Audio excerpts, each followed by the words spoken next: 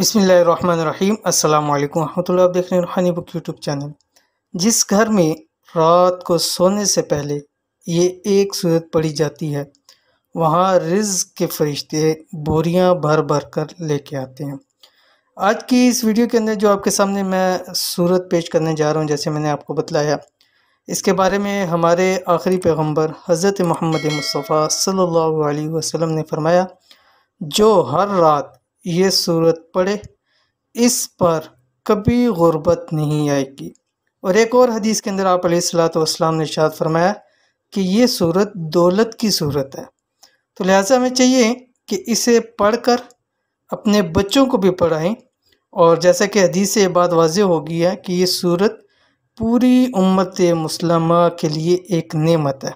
اور آج جیسا کہ آپ کو معلوم ہے کہ ہم جیسے کہ حالات چل رہے ہیں اور ایک عالمی وبا ہے جس سے اللہ تعالی ہم سب کو محفوظ رکھے، اس کی وجہ سے عدم استحکام کے سب ہوئے ہیں۔ جن کا کاروبار اچھا بھی تھا، سب کچھ تھا، سب پریشان ہوئے ہیں۔ ہر گھر کے اندر رزق کی، مال کی تنگی ہے۔ تو ہمیں چاہیے کہ یہ صورت جو کہ ہمیں غربت سے بچاتی ہے، اس کو ہر رات میں ایک مرتبہ ضرور پڑھ لیں۔ تو کون سی صورت ہے اس ویڈیو کے اندر شیئر کر رہا ہوں، ویڈیو کو مکمل دیکھیے گا۔ چینل کے اوپر نیا ہے تو چینل کو سبسکرائب کر کے بیل آئیکن کے بٹن کو دبا لیں تاکہ آنے والی تمام لیٹسٹ ویڈیوز آپ کو بر وقت مل سکیں۔ جس گھر میں رات کو سونے سے پہلے یہ ایک صورت پڑھی جاتی ہے وہاں رزق کے فرشتے بوریاں بھر بھر کر رزق لاتے ہیں۔ اگر یقین نہیں آتا تو آپ اس عمل کو کر کے دیکھ لیں، کیونکہ ہمارے پیارے نبی صلی اللہ علیہ وسلم کی بات حرف آخر ہے، پتھر پہ لکیر ہے، یعنی جو فرما دیا وہ ہو کر رہنا ہے۔ تو اس صورت کے بہت زیادہ فضائل اور برکات ہیں۔